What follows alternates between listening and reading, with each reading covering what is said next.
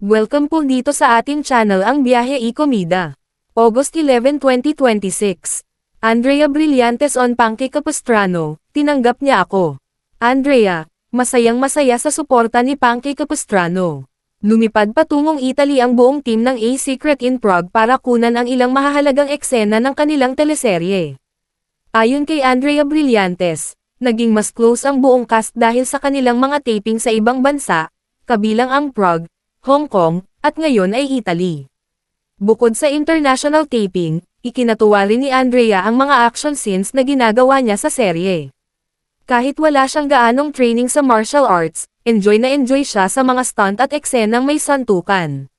Sa kabila ng abalang schedule, sinisikap pa rin daw ni Andrea na magkaroon ng oras para sa sarili, pamilya, mga kaibigan, negosyo, at sa kanyang special someone na si Panky Capistrano. Ayon sa aktres, very supportive si Panky sa kanyang career.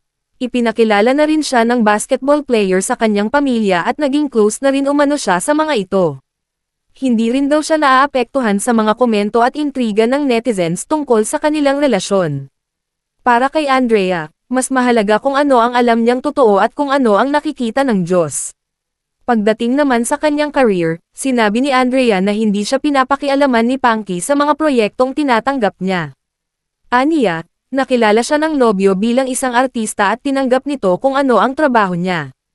Kaya bukas si Andrea sa mga daring o sexy roles, basta maganda ang script at maayos ang working environment. Gayunman, nilinaw niyang mayroon siyang sariling boundaries at hindi niya gagawin ang isang bagay kung pakiramdam niya ay hindi niya ito kaya.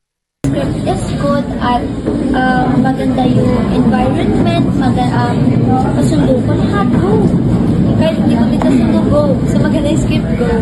Sexy na kayo, mas sexy na. Game naman po ko talaga. Basta maganda yung script. Wala akong sinuset na restriction.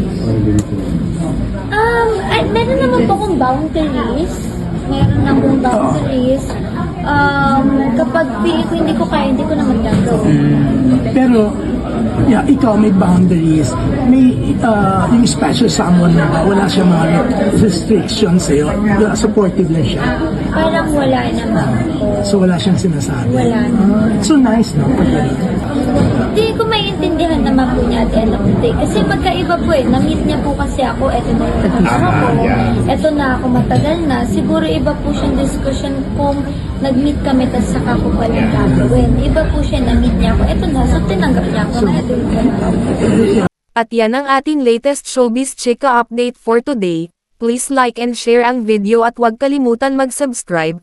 I-click ang notification bell for more showbiz chika updates at suportahan po ang ating Facebook page. Maraming salamat sa lahat ng nag-subscribe indeed. Magandang buhay sa lahat. Adios.